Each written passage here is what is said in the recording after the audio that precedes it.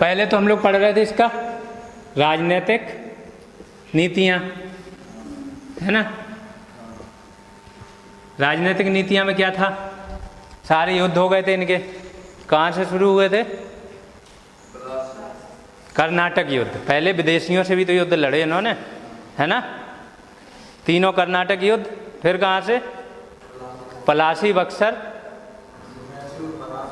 हाँ मैसूर, मराठा, फिर नेपाल से संधि एक छोटी सी हुई थी, ठीक है। फिर सिंध, पंजाब, बर्मा के तीनों युद्ध। बाहरी देशों से संबंध, तिब्बत हो गया, अफगानिस्तान हो गया, है ना, भूटान हो गया, इनसे संबंध, ये सारा चीज़ हम लोग कर चुके डिटेल में। फिर राजनीतिक नीतियों में इतना ही होगा, सारे युद्ध और प्रशासन इन्होंने कैसे धीमे धीमे अपने हैंड में ले लिया। फिर आर्थिक नीतियों पे आए। आर्थिक नीतियों में क्या पढ़े? कृषि, उद्योग और परिवहन। खत्म हो गया हमारा परिवहन आज, है ना। अब कौन सा इनकी नीतियां पढ़ेंगे हम लोग? सामाजिक नीतियां। समाज के लिए इन्होंने क्या किया, सामाजिक नीतियों में क्या क्या आ जाएगा इनका?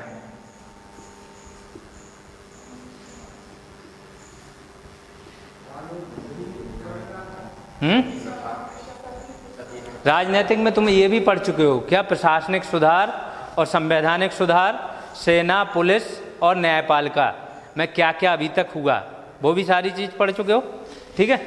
सामाजिक नीतियां में क्या आएगा?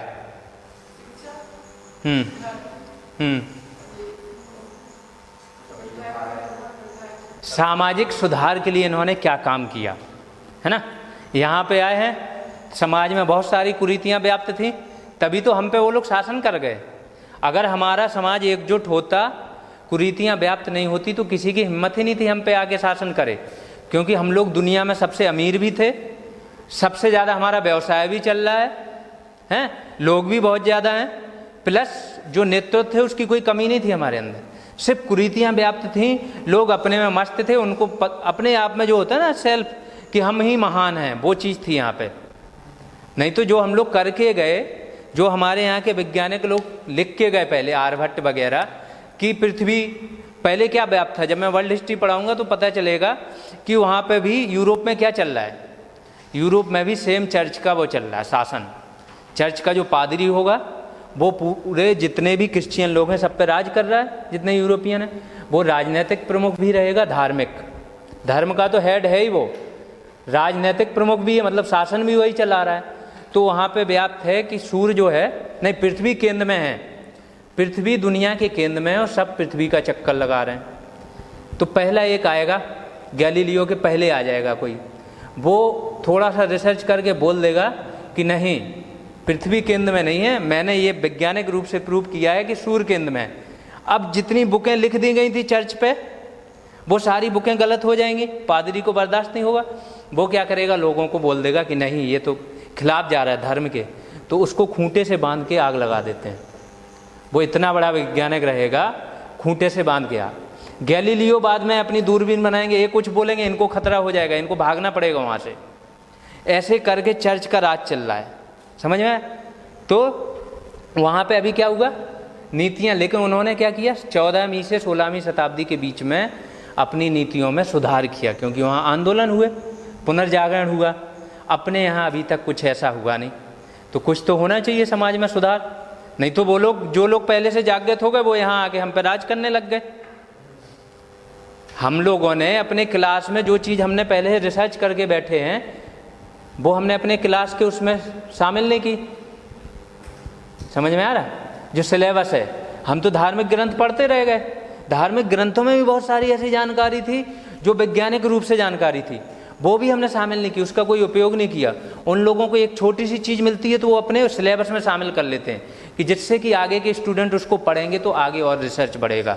सेम चीज़ होती गई, वो आ गए, औद्योगिक क्रांति हो गई, आविष्कार कर लिए उन्होंने, भाप का इंजन का कर लिया, विद्युत का आविष्कार, सारी चीज़ें करने लगे उसी से। अपने यहाँ ऐसा कुछ हुआ नहीं, तो कुछ अपने यहाँ क्या होंगे, समाज सुधारक आएंगे। अपने आप से तो करेंगे नहीं, वो क्या करेंगे, पढ़ के आएंगे पश्चिम से, तो उनके अंदर आधुनिक शिक्षा हो गई। वो ये चीज़ समझेंगे कि ये चीज़ जो हमारे यहाँ व्याप्त है, सबसे खतरनाक चीज़ ये है, यही हमको आगे नहीं बढ़ने दे रही। तो वो क्या करेंगे, धीमे धीमे समाज को जागृत करना शुरू कर देंगे, प्लस सरकार पे भी दबाव बनाएंगे। कोई एक बड़ी कुरीति होगी, राजा राम मोहन राय आएंगे, सती प्रथा उन्होंने देखी, वो दबाव बनाने लगेंगे बेंटिक पे कि 1000-2000 लोगों के साइन करके उनके पास भेजेंगे पत्र कि सब लोग चाह रहे हैं इसको ख़त्म कराओ। बेंटिक आगे से मजबूर हो जाएगा कि सती प्रथा को हमको ख़त्म करना है, वो कानून लेके आ जाएगा। एक बार जब कानून हो जाएगा, विद्रोह शुरू हो जाएगा, प्रतिक्रिया कहीं ना कहीं तो मिलेगी ना। इतना रूढ़िवादी समाज है हमारा, नई चीज़ों को एक्सेप्ट करने के लिए रेडी नहीं है। अब हम नई चीज़ ला रहे हैं, इतनी आधुनिक ला रहे हैं कि अभी दुनिया में वो चीज़ पूरी तरह से भाई हुई नहीं, और हम लोगों के लिए आधुनिक चीज़ लेके आ रहे हैं। तो क्या होगा, हम विरोध करेंगे, लाठी डंडा निकाल के लोग हो जाएंगे, रोडों पे निकल आएंगे, जगह जगह विद्रोह होने शुरू हो जाएंगे। होगा क्या, ज़बरदस्ती सती कराने लगे फिर लोगों को। जो लेडीज़ थी उनको पहले तो ये था कि जो हो रही हैं सती, चलो वही, फिर क्या हो रहा है कि देख रहे हैं कि शासन से बदला लेना है, तो वो ज़बरदस्ती सती करा रहे हैं। जिनको नहीं भी होना चाहिए उनको भी सती कराओ। पुलिस पहुंच जा रही तो दंगे हो रहे हैं वहाँ पे। फिर ऐसा टाइम आएगा जब बेंटिक को लगेगा उसके शासन को खतरा उत्पन्न हो गया, लेकिन वो डिगेगा नहीं वहाँ से, वो टिका रहेगा कि नहीं अब एक बार निर्णय लिया। आगे चल के फिर और कुछ सुधार होंगे, तो कुछ समाज सुधार होंगे अपने, कुछ समाज सुधारक के बारे में पढ़ेंगे। समाज सुधारक हम लोग पढ़ेंगे 1858 के बाद, ठीक है। अभी इन्होंने कानून क्या लेके आए समाज सुधार के लिए, वो लोग हम लोग पढ़ लेंगे, ठीक है। तो एक सामाजिक नीतियों में एक तो हो जाएगा तुम्हारा शिक्षा, और क्या हो जाएगा,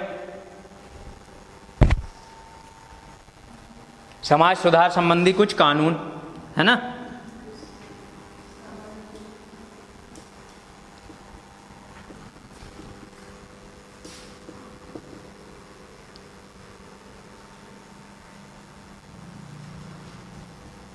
और क्या,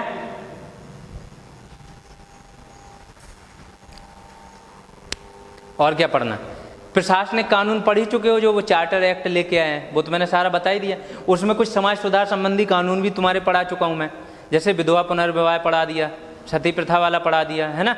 शिक्षा के लिए भी 1-2 बता ही दिए हमने पॉइंट, उन्हीं कानूनों के अंदर जो लिखवाए हैं ना अलग अलग चार्टर, उनके अंदर बहुत सारे पॉइंट थे शिक्षा के लिए, है ना। जैसे वारेन हेस्टिंग्स का काल लिखवाया तो उसमें ये लिखवाया होगा मैंने कि किस किस चीज़ की स्थापना हुई। एशियाटिक सोसाइटी ऑफ बंगाल एक बताया था मैंने, है ना। वो इंडियन धर्म ग्रंथ होते हैं उनका अनुवाद कराता है, फिर समझता है यहाँ के समाज को। तो वो सोसाइटी थी ये एशियाटिक सोसाइटी, ये क्या करती, सारे इंडियन धर्म ग्रंथों का अनुवाद कराएगी अंग्रेजी में, है ना। उर्दू वाले जो हैं उनको भी कराएगी और जो अपने संस्कृत वाले हैं उनको भी। तो समझेगी वो, अपनी संस्कृति को समझेगी, समाज को समझेगी, क्या यहाँ की ज़रूरतें हैं। तो बहुत सारी चीज़ें ऑलरेडी पढ़ चुके हैं, लेकिन अभी हम लोग 1 बाय 1 पढ़ेंगे फिर से, ठीक। और क्या हो गया, मेनली यही 2 चीज़ पढ़ेंगे, शिक्षा समाज सुधार। कुछ हम अकाल पे पढ़ेंगे, जो अकाल पढ़े हैं ना यहाँ पे, तो अकाल कब कब पढ़े और कौन कौन सी समितियाँ बनाई गई इसके लिए, ठीक है। कुछ आयोग बनाए गए, अकाल पढ़ने के बाद बनाए जाते थे आयोग, कि अकाल क्यों पड़ा, इसका रीजन में आओ, फिर क्या क्या कर सकते थे, तो आगे अकाल ना पड़े उसके लिए कुछ तुम सजेशन दो, ठीक। तो वो समितियाँ पढ़ लेंगे। और क्या पढ़ोगे, हो गया। धार्मिक नीतियाँ पढ़नी है फिर सामाजिक के बाद। धार्मिक में क्या क्या आ जाएगा,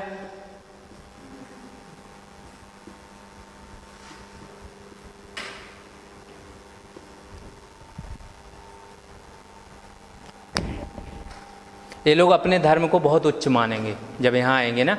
हमारे धर्म को, हमारी सभ्यता को बड़ा निष्कृष्ट मानते हैं कि ये तो बड़ी गिरी हुई सभ्यता है, इनके धार्मिक ग्रंथों में कोई नॉलेज नहीं है। इससे क्या होगा ना, आदमी का वो होता है ना, किसी आदमी को वही उसके धर्म पे कटाक्ष कर दो, अंदर से क्या होगा, खून खोल जाएगा उसका कि कुछ तो करें, इसको जवाब दें।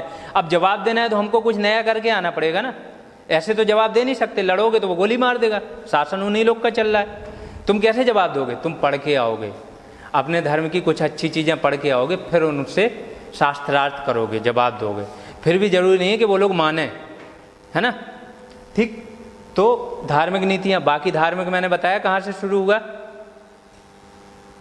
स्टार्टिंग में जब पुर्तगालीज भी यहाँ आए, वो क्या करते थे, उनका मेन ही था एजेंडा क्या था, धर्म परिवर्तन कराना, क्रिश्चियन लोगों में होता है, इनका जब वो पढ़ोगे क्या बाइबल, इनके दो उद्देश्य होते हैं। मैंने कहीं ऐसा पढ़ा था कि एक धर्म से लोगों को जोड़ना, धर्म परिवर्तन कराना, दूसरा होता है इनका शायद वाइन दारू पी के कुछ और करना, ऐसा कुछ इनके दो लाइफ के मेन उद्देश्य ही होते हैं। ठीक है, तो ये तो उनके जब उसमें लिख दिया गया,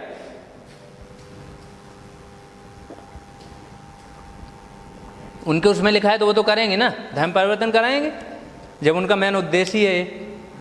सेम चीज मिशनरीज को कब मिल जाएगी यहाँ पे, 1813 के चार्टर अधिनियम में अनुमति दे देंगे कि सरकार की अनुमति लेके तुम यहाँ पे प्रचार कर सकते हो। सिर्फ प्रचार तो करेंगे नहीं वो लोग, वो बड़े पैमाने पे धर्म परिवर्तन कराएंगे। तो इंडियन समाज क्या होगा, क्षुब्ध होगा उससे, उसको बहुत वो लगेगा खराब कि यार ये लोग क्या कर रहे हैं। प्लस उन लोगों को सुविधाएं देंगे जो उनके धर्म में आ गए ना। 1850 के आसपास एक नया कानून लेके आएगा डलहौजी। क्या लेके आएगा, एक धार्मिक निर्योग्यता कानून लेके आएगा। उसमें क्या है कि जो महिलाएं हैं ईसाई धर्म में शादी कर ले रही हैं तो उनका क्या संपत्ति पे से अधिकार हट जाता था, वो लेके आएगा अब इनका संपत्ति पे से अधिकार नहीं हटेगा। मीन्स तुम ईसाई धर्म में शादी करो, संपत्ति पे तुम्हारा अधिकार बना रहेगा, जो पैतृक संपत्ति है तुम्हारी। तो ऐसे करके बहुत सारे काम होंगे। तो ये हम लोग बैकग्राउंड किसका बना रहे हैं, 1857 के स्वतंत्रता संग्राम का। इनकी सारी नीतियां पढ़ लोगे, सारी नीतियों का हम लोग जान रहे हैं कि इसका परिणाम क्या हो रहा है, समाज पे क्या पड़ रहा है, लोगों पे क्या पड़ रहा है और देश पे क्या पड़ रहा है। तो उसका क्या होगा, गलत पड़ेगा तो कुछ ना कुछ प्रतिक्रिया मिलेगी। वही प्रतिक्रिया स्वरूप इनको क्या मिल जाएगा, 1857 का प्रथम स्वतंत्रता संग्राम। तो जब ये हम लोग सारी नीतियां पढ़ चुके होंगे ना, अपने आप तुम लोगों को पता होगा कि क्या क्या रीजन थे, है ना। अलग से लिखवाने का एक थोड़ा लिखवा जरूर दूंगा, बट लिखवाने की जरूरत नहीं पड़ेगी उतनी डिटेल में कि 1857 के स्वतंत्रता संग्राम के रीजन क्या थे और बाद में क्या हुआ। हम लोग सिर्फ उसके बाद नीतियों में जो इनके परिवर्तन हुए वो पढ़ेंगे। ठीक है, तो अभी कुछ कानून पढ़ लेते हैं जो इन्होंने समाज सुधार के लिए लाए।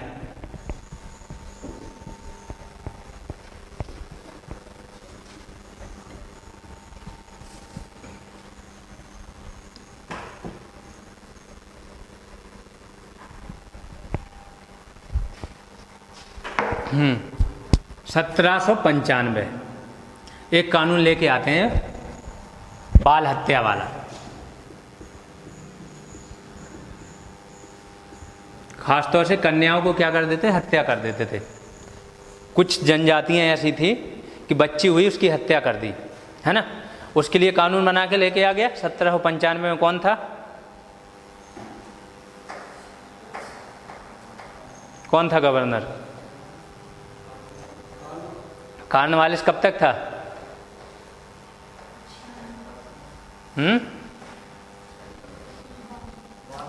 1786 से 93 तक था कॉर्नवालिस।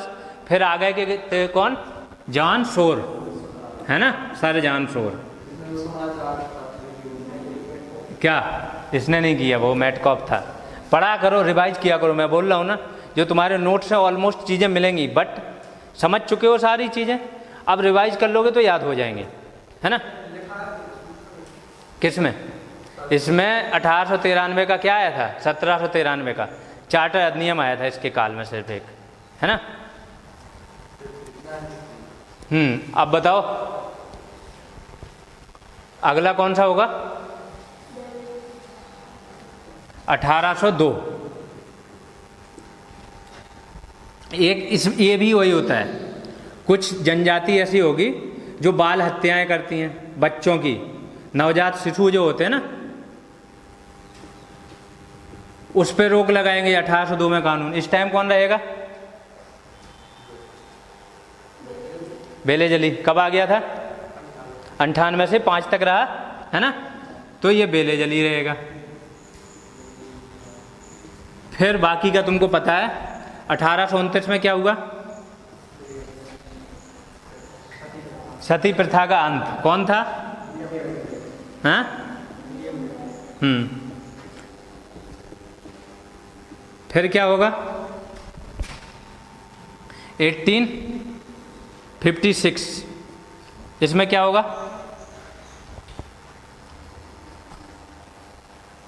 विधवा पुनर्विवाह के लिए कानून लेके आएगा, है ना। किसकी सहायता से? कौन रहता है? सती प्रथा में तुम्हारे राजा राम मोहन राय रहते हैं, इसमें रहेंगे ईश्वर चंद्र विद्यासागर, उनका हाथ रहेगा, ठीक है। फिर 1891 में एक आता है सम्मति आयु अधिनियम। इसमें बोल देंगे 12 साल से कम उम्र का कोई भी उसकी शादी नहीं होगी, ठीक है। फिर आएगा क्या? एक शारदा अधिनियम आएगा। कब आएगा ये शारदा अधिनियम? 1930 के आसपास। हरविलास शारदा करके एक व्यक्ति रहते हैं, बड़े ही समाज सुधारक रहते हैं। उसमें एज और बढ़ा देंगे फिर शादी की, बच्चों की, बालकों की कर देंगे 18 साल, बालिकाओं की 14 साल। ऐसे करके कुछ ना कुछ समाज में सुधार कर रहे हो ना तुम। एक नरबली प्रथा चलती थी, जनजाति थी कोई, शायद गौंड जनजाति, उसमें नरबली मतलब आदमियों की बलि दे देते थे। हमारा कोई त्यौहार आया, हम जा रहे हैं, घूम रहे हैं ग्रुप में, कोई भी आदमी मिल गया उसकी बलि दे देनी है, समझ गए। नरबली प्रथा चल रही, उसको खत्म करना है। तो कब उसको खत्म करेंगे?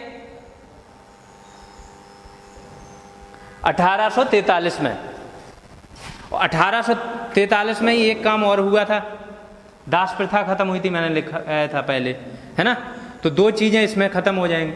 ऐसे करके इनके 7-8 चीज़ें इन्होंने खत्म की। वो लिख लो, वो समाज सुधार के, वो डायरेक्ट क्वेश्चन उससे पूछ भी देते हैं, ठीक है। तो लिख लो, एक क्रोनोलॉजी बना लो।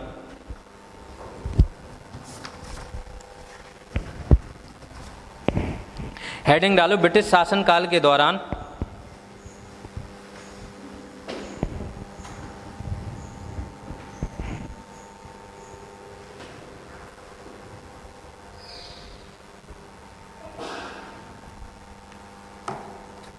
ब्रिटिश शासनकाल के दौरान समाज सुधार हेतु बने कुछ कानून।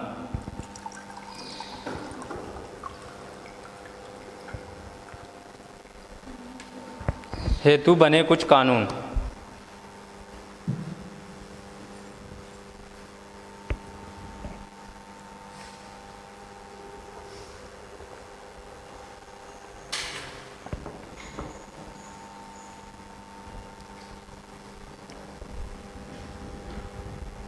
हो गए, डाल ली। इसके अंदर पहला वही लिखना शुरू कर दो, 1795 डालो। आगे लिखो बाल हत्या रोधी कानून।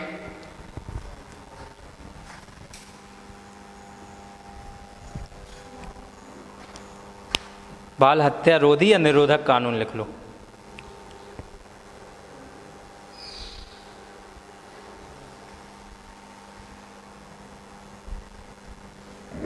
हो गया। उसके आगे गवर्नर जो था उसका नाम लिख लो, जॉन शोर।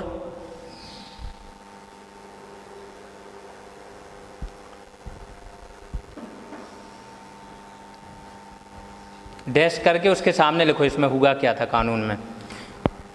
नवजात कन्याओं की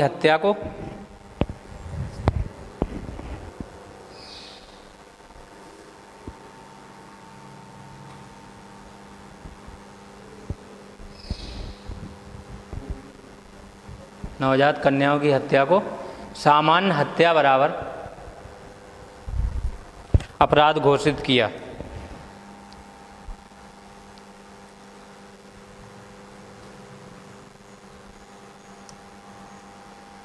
हो गया।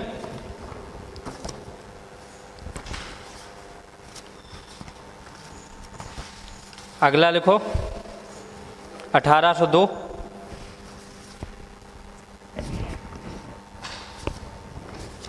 1802 में क्या हुआ? बाल हत्या निरोधक कानून, ये भी था।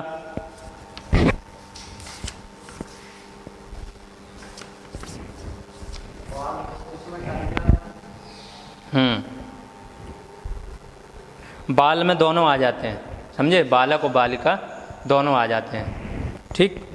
तो ये भी बाल हत्या निरोधक कानून था। बंगाल में क्या होता था ना, ये लोग जो छोटे छोटे बच्चे होते थे ना, उनको गंगा में बहा दिया, संगम में बहा दिया, इस तरीके की प्रथाएं प्रचलित थीं। तो इसको रोकने के लिए था, ठीक है।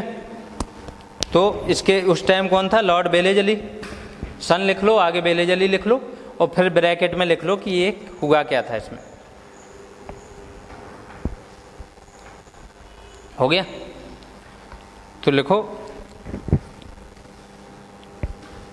नवजात बालकों को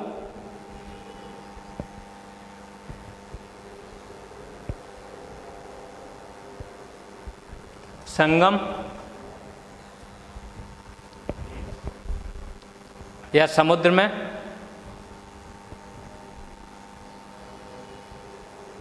फेंकने पर रोक।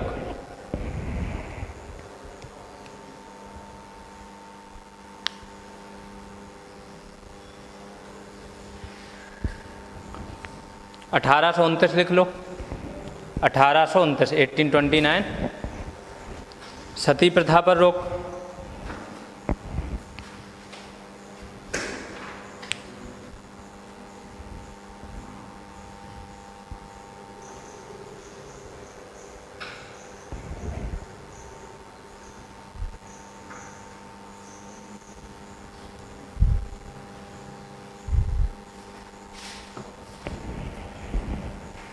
हो गया। 43 लिखो। 1843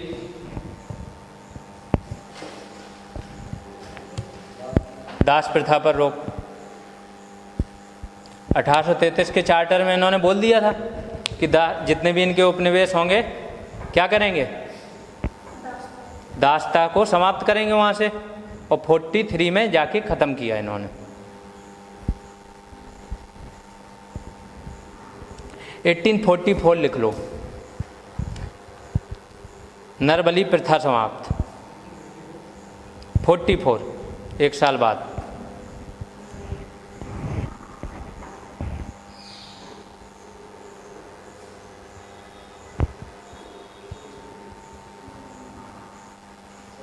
नरबली प्रथा समाप्त।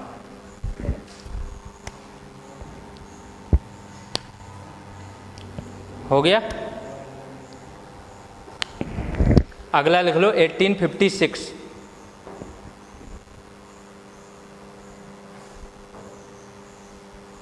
क्या होगा 56 में? हाँ, विधवा पुनर्विवाह को कानूनी मान्यता।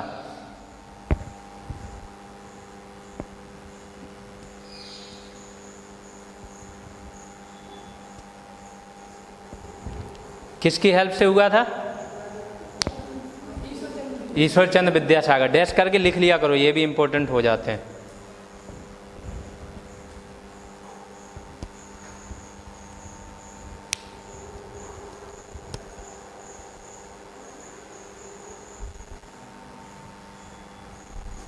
एटीन 91 लिख लो। सम्मति आयु अधिनियम।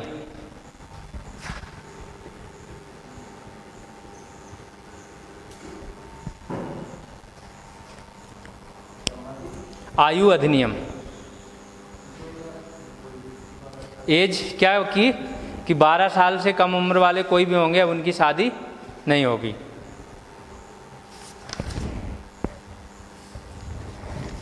उसके अंदर लिख लो 12 वर्ष से कम आयु के विवाह पर रोक।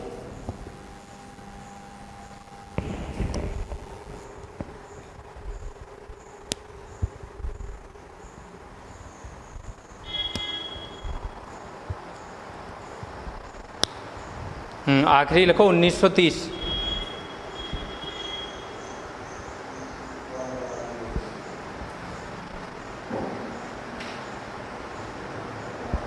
शारदा अधिनियम। शारदा।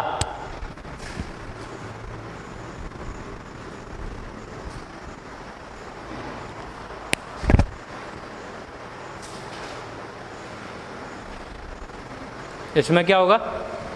विवाह के लिए बालकों की उम्र 18 साल, लड़कियों की उम्र 14 साल।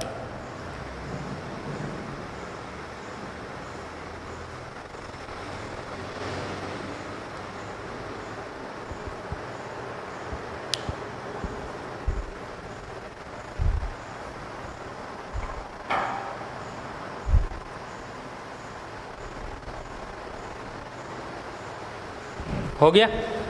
अब ये सारे अधिनियम अगर तुमने पढ़ लिए तो एक ना एक क्वेश्चन आ जाता है। ऑप्शनल वाले जो होते हैं एमसीक्यूज में, उसमें एक क्वेश्चन आ जाता है, डायरेक्ट अधिनियम से पूछ लेते हैं। या तो कौन इसमें शामिल रहा, इंडियन कौन था जिसका सहयोग था, इंडियन नहीं था तो किस वायसराय के काल में हुआ, या सन क्या था और किस चीज़ से रिलेटेड था। सारी चीज़ें हो गई तुम्हारी। प्लस मेंस के लिए लिखना हो गया तो तुम इस पर निबंध लिख सकते हो। जब तुम्हारे पास 10 पॉइंट हो किसी चीज़ के बारे में तो तुम आराम से 1000 शब्द लिख सकते हो 10 पॉइंट पे, क्योंकि एक हेडिंग के साथ तुमको कितने चाहिए, 100 शब्द चाहिए ना, है ना। एक हेडिंग के साथ 100 शब्द चाहिए, तुम अपने हिसाब से लिख सकते हो। इसके कार्यकाल में ऐसे हुआ, ये था, इसके अंदर क्या था, तो बड़े आराम से कर सकते हो ये चीज़ें। ये हो गया अपना समाज सुधार। अब इन्होंने शिक्षा, अब आते हैं हम लोग कहाँ पे, शिक्षा के लिए। शिक्षा के लिए इन्होंने क्या काम किया।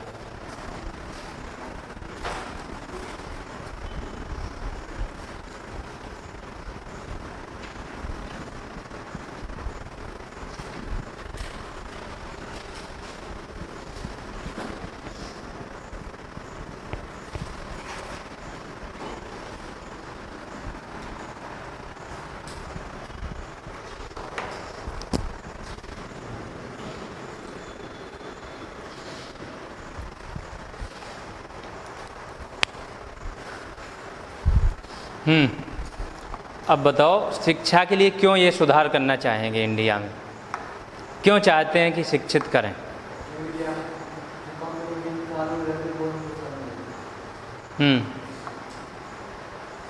ये सुना होगा ना कि राजनीतिक पार्टियां आज की क्या चाहती हैं कि लोग शिक्षित ना हों। शिक्षित हो गए तो वो फिर आदमियों को गुमराह नहीं कर पाएंगे, वोट नहीं ले पाएंगे फालतू, या तो रियल में काम करना पड़ेगा नहीं तो वोट नहीं मिलेगा।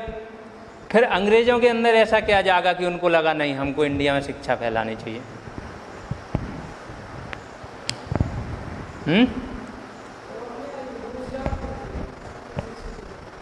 रोजगार के लिए, ऐसे भी वो कौन सा हम लोग को ऑफिशियल में काम दे रहे हैं।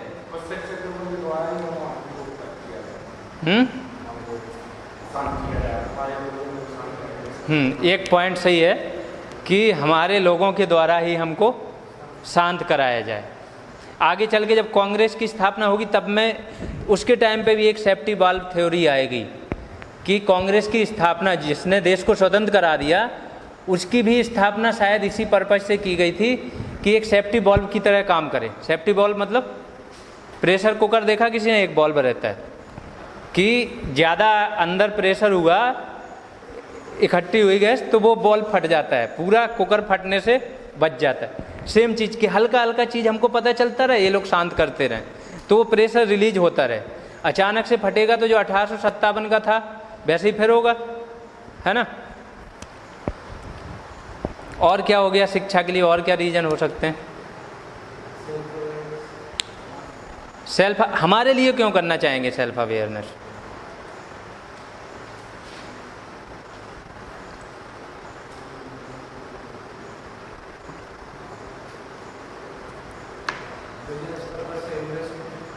कैसे।